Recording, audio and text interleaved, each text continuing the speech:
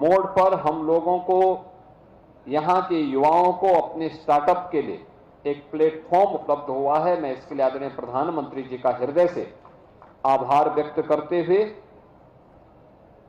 STPI से जुड़े हुए सभी अधिकारियों को, अरविंद कुमार जी को और उनकी पूरी टीम को हृदय से धन्यवाद देता हूं कि आज उन्होंने गोरखपुर के अंदर इस एसटीपीआई पार्क का शुभारंभ किया है।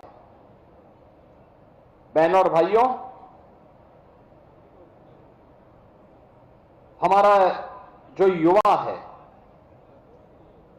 उसमें टैलेंट है। उस टैलेंट को जब हम टेक्नोलॉजी के साथ जोड़ते हैं तो वह अपने आप में अपनी प्रतिभा को कई गुना तेजी के साथ आगे बढ़ाने में सफल होता है।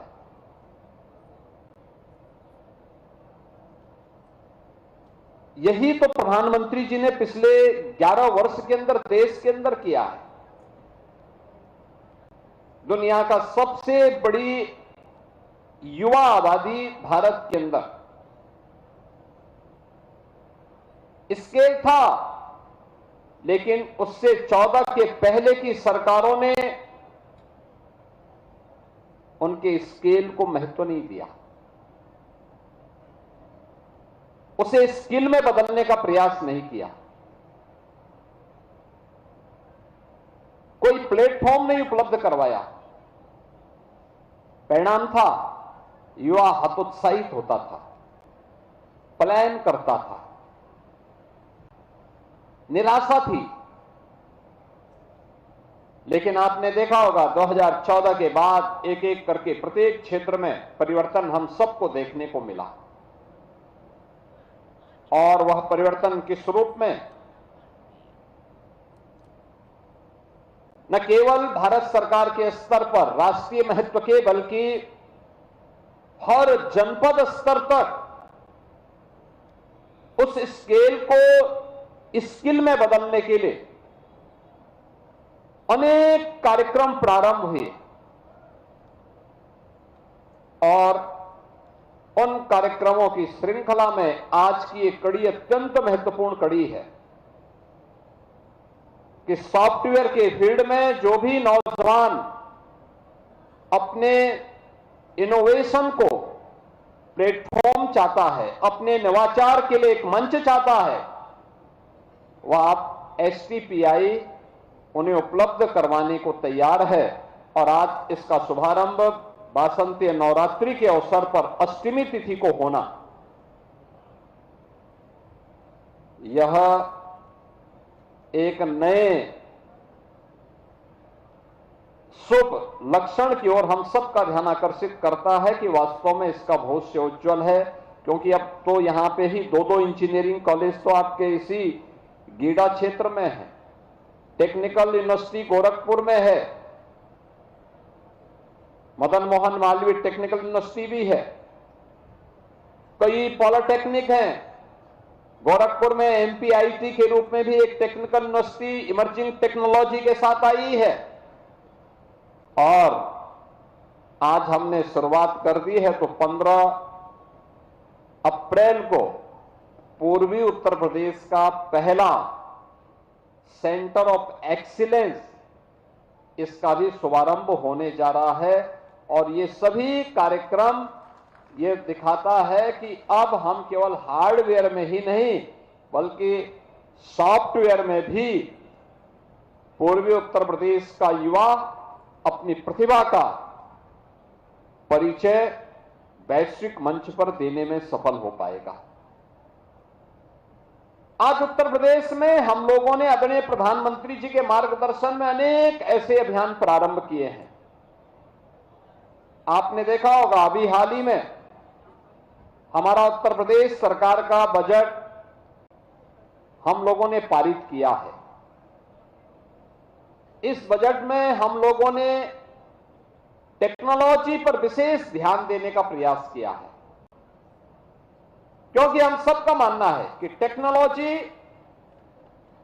आज के समय में हमारी स्पीड को कई गुना बढ़ा सकती है, हमारी गति को प्रगति में बदल सकती है। और जब हम तकनीक नहीं अपनाते, तकनीक से परहेज करते हैं, तो प्रतिस्पर्धा में नहीं होते हैं, और जब प्रतिस्पर्धा में नहीं होते हैं तो वह गति को दुर्गति की ओर लेके जाता है। हमें दुर्गति की ओर नहीं, प्रगति के मार्ग का अनुसरण करना है, और प्रगति के मार्ग का अनुसरण करने के उपरांत ही इसमें सफलता प्राप्त होने वाली है। और उसी सफलता के मार्ग पर आज हम सब आगे बढ़े हैं। ये चीजें दिखाती हैं। आज उत्तर प्रदेश के अंदर पहले से ही हम लोगों ने इस पे काम प्रारंभ किया। कल मैं मदन मोहन मालवीय टेक्निकल यूनिवर्सिटी में था। मदन मोहन मालवीय टेक्निकल यूनिवर्सिटी में उन्होंने अपने फॉरेंसिक लैब का उद्घाटन करवाया। अत्याधुनिक लैब बनी है। फॉरेंसिक लैब के उद्घाटन के साथ ही कुछ उनके अपने कार्यक्रम अन्य थे। हम लोगों ने मदन मोहन मालवीय टेक्निकल यूनिवर्सिटी को इस बार एक centre of excellence green hydrogen energy के लिए उपलब्ध करवाया है, और इसके लिए 50 करोड़ रुपए राज्य सरकार ने उन्हें उपलब्ध करवाया है इस एनर्जी पे काम करने के लिए। आज आप देख रहे होंगे दुनिया के अंदर ईरान और इजराइल के बीच में, ईरान और अमेरिका के बीच में जो युद्ध चल रहा है, पूरी मध्य पूर्व एशिया पूरा उससे प्रभावित है, और पूरी दुनिया ही लगभग प्रभावित है। उस क्षेत्र में सभी लोग, हो सकता है कि अगर वहां युद्ध नहीं हो रहा होता तो रवि किशन यहां थोड़े होते, उस समय दुबई में होते। लेकिन वहां युद्ध है तो उन्होंने कहा चलिए समय है तो मैं भी सहजनवा चल लेता हूं, तो आज वो भी आपके बीच में आए हैं। लेकिन दुनिया में हाहाकार है, अव्यवस्था है, अराजकता है।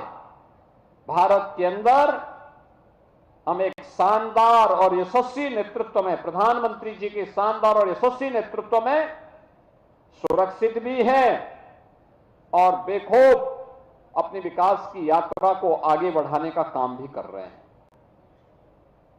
ये लगातार चल रहा है। लेकिन याद करिए, ये युद्ध लंबा खींचा तो प्रभावित तो हर व्यक्ति होगा। हमें मानसिक रूप से उसके लिए तैयार होना होगा। अफवाहों पे ध्यान नहीं देना होगा।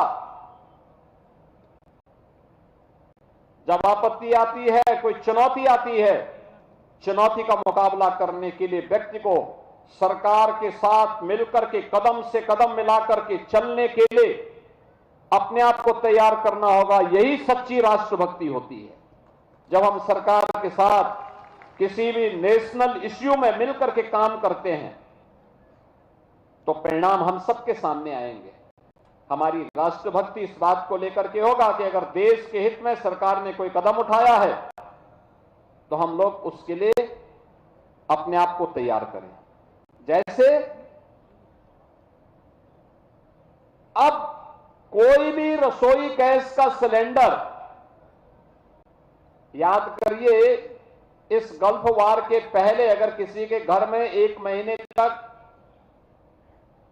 रसोई गैस का सिलेंडर चल जाता था,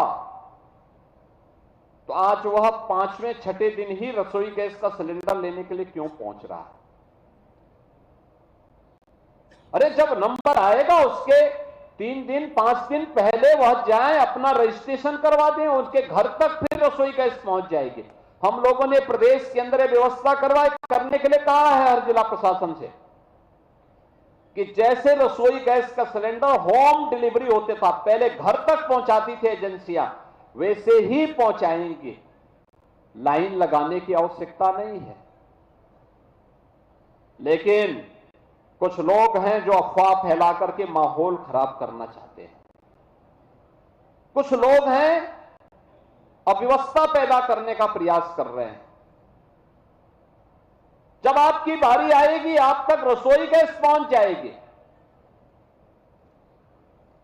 जब आवश्यकता हो तभी आप डीजल लेने के लिए जाइए, पेट्रोल लेने के लिए जाइए, लाइन लगाने की आवश्यकता क्या। और अगर हम उतावलेपन में, अफवाह में आकर के इस प्रकार के किसी दुष्प्रचार और किसी अफवाह के चक्कर में पड़ते हैं तो लगता है हम लोगों की राष्ट्रभक्ति पर लोग संदेह करेंगे। इसलिए बहनों और भाइयों, ये तो हमें सतर्कता रखनी होगी। हमें अपने राष्ट्रीय नेतृत्व को इस बात के लिए धन्यवाद देना चाहिए। भारत के अंदर सब कुछ अच्छा है। उत्साहपूर्ण माहौल में उत्सव मनाए जा रहे हैं। बसंतीय नवरात्रि के कार्यक्रम हो रहे हैं। कल रामनवमी है। रामनवमी का कार्यक्रम उत्साहपूर्ण तरीके से 12 बजे श्री राम जन्मभूमि पर सूर्य भगवान भी भगवान राम का राज तिलक करेंगे।